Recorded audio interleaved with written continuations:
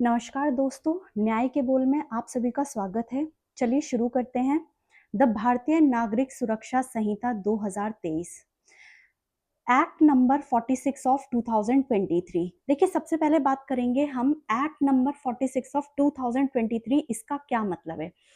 जब कभी भी किसी बेयर एक्ट में नीचे ये एक्ट नंबर 46 ऑफ 2023 लिखा होता है, इसका मतलब है कि 2023 में जो 46 नंबर पे जो एक्ट बनाया गया, वो हमारा एक्ट द भारतीय नागरिक सुरक्षा संहिता 2023 था। यानी 2023 में भारतीय नागरिक सुरक्षा संहिता एक्ट 46 नंबर का एक्ट है। अब बात करते हैं इस वाली डेट की, 25 दिसंबर 2023, जो हमेशा हमारे प्रियम्बल से ऊपर लिखी होती है।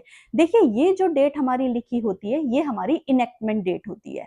हमारे पास जो दो इंपॉर्टेंट डेट्स होती हैं जो हमें याद रखने वाली होती हैं, वो होती है एक हमारी एनफोर्समेंट डेट, एक होती है हमारी इनेक्टमेंट डेट।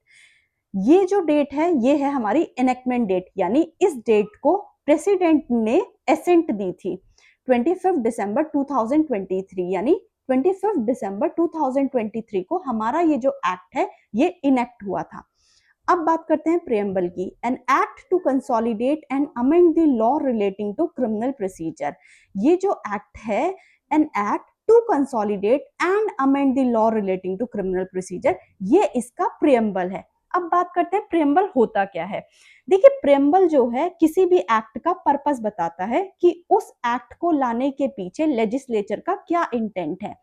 तो ये जो इस एक्ट के पीछे क्या इंटेंट है, जो क्रिमिनल प्रोसीजर से रिलेटेड जितने भी एक्ट्स हमारे एग्जिस्टिंग है, उन सारे एक्ट को हमने कंसोलिडेट किया, यानी एक जगह इकट्ठा किया और उनमें जरूरत के हिसाब से अमेंड किया, और फिर हमने ये एक पूर्ण एक्ट के रूप में तैयार किया।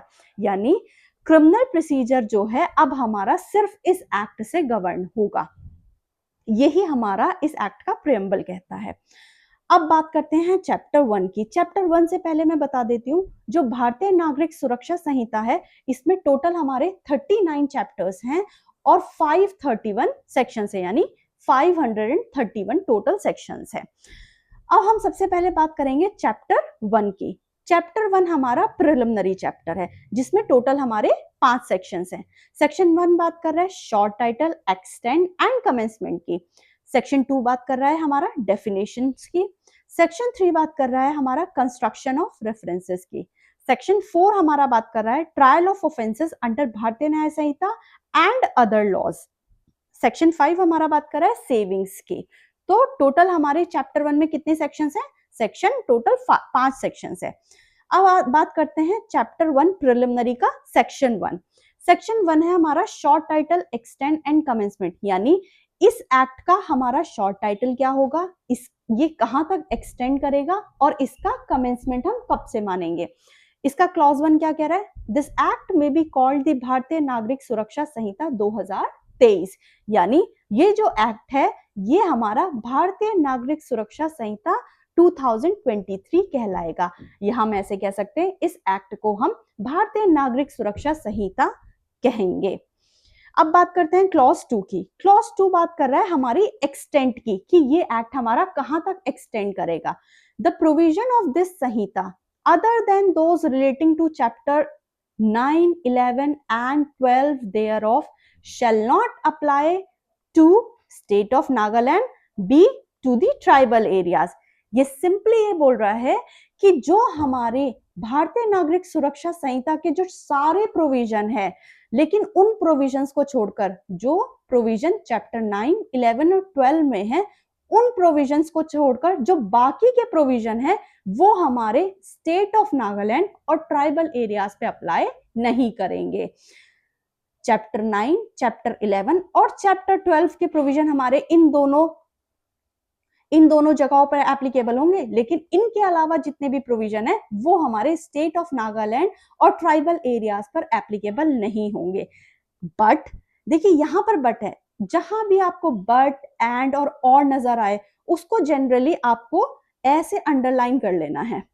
मैं जनरली अंडरलाइन कर लेती हूँ ताकि मुझे उस चीज से पता चल जाए कि यहां से कोई नई बात शुरू हो रही है। तो मैंने बट को अंडरलाइन कर लिया। बट ये कुछ एक नई बात कह रहा है। क्या बोल रहा है? द कंसर्न स्टेट गवर्नमेंट में कंसर्न स्टेट गवर्नमेंट का मतलब क्या है, इस स्टेट ऑफ नागालैंड की स्टेट गवर्नमेंट और ट्राइबल एरियाज की जो स्टेट गवर्नमेंट है, यानी कंसर्न स्टेट गवर्नमेंट में by notification apply such provision और any of them to the whole और part of the state of Nagaland और such tribal areas as the case may be. देखिए देखिए मे जो है, मे का मतलब है ये डिस्क्रिशनरी पावर है, यानी स्टेट गवर्नमेंट अगर चाहे, कंसर्न स्टेट गवर्नमेंट चाहे तो वो उस टेरिटरीज पर इन सारे प्रोविजन या इनके किसी पार्ट को पूरी टेरिटरी या पूरी टेरिटरी के किसी पार्ट पर अप्लाई कर सकती है। कैसे अप्लाई कर सकती है, कैसे अप्लाई कर सकती है, विथ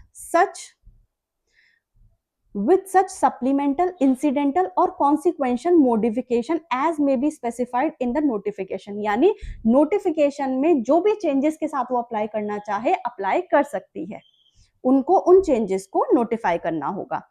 अब बात करते हैं एक्सप्लेनेशन की। देखिए एक्सप्लेनेशन बात कर रहा है कि ट्राइबल एरियाज का मतलब क्या है, तो हमें ट्राइबल एरियाज समझना होगा कि ट्राइबल एरियाज में क्या क्या इंक्लूड होगा। In this section tribal areas means,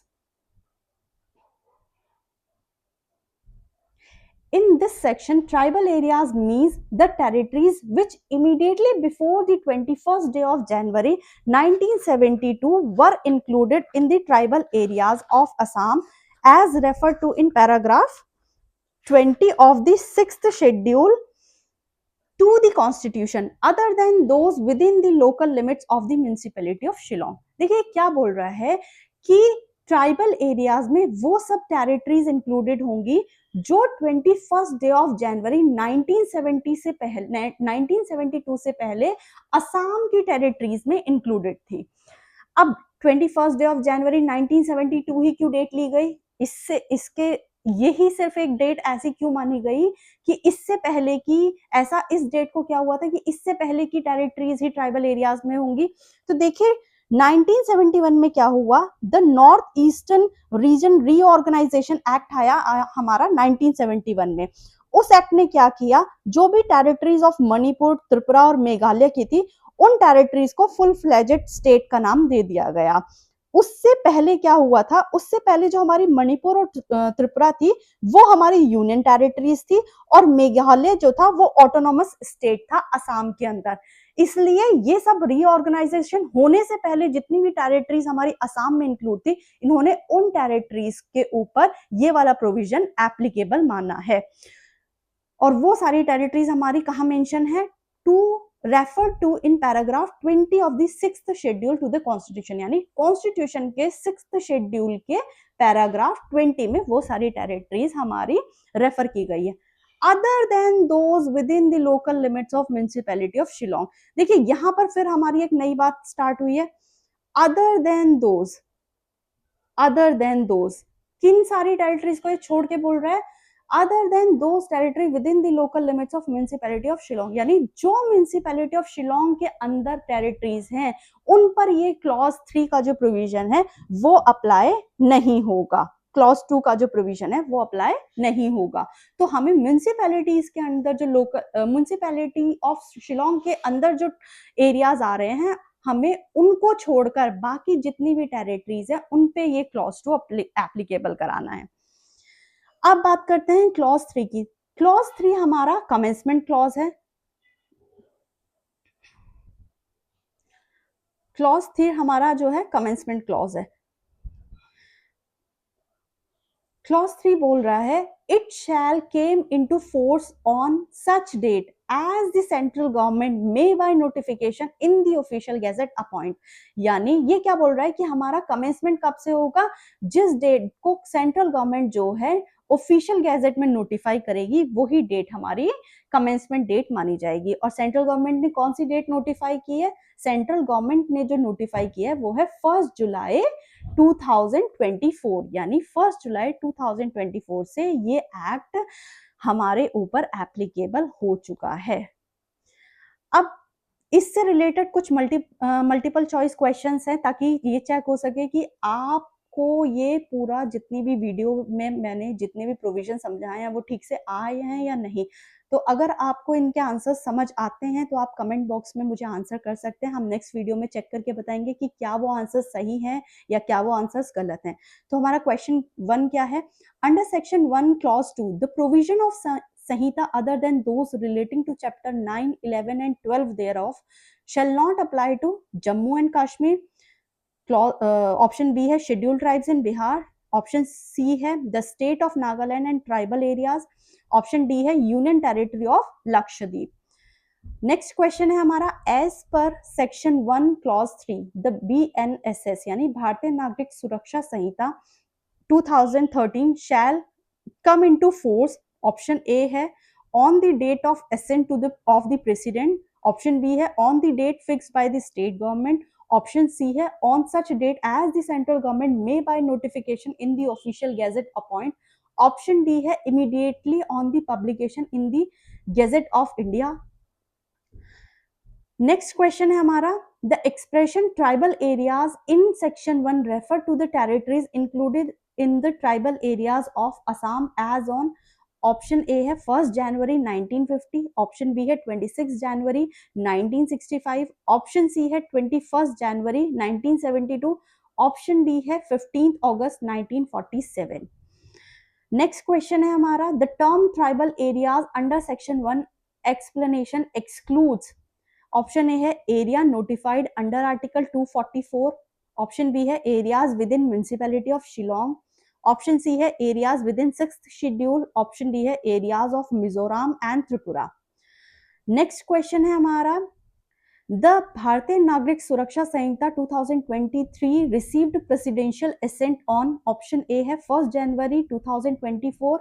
option B है 26 जनवरी 2026। ऑप्शन सी है 25 दिसंबर 2023। ऑप्शन डी है 15 अगस्त 2023। टोटल हमारे 5 क्वेश्चंस हैं। अगर आपको आंसर्स आते हैं तो प्लीज कमेंट बॉक्स में जरूर रिप्लाई कीजिएगा। हम नेक्स्ट वीडियो में बताएंगे कि आपके आंसर्स कितने सही हैं कितने गलत हैं। तब तक के लिए ध्यान रखिए, खुश रहिए। Thank you so much, bye bye.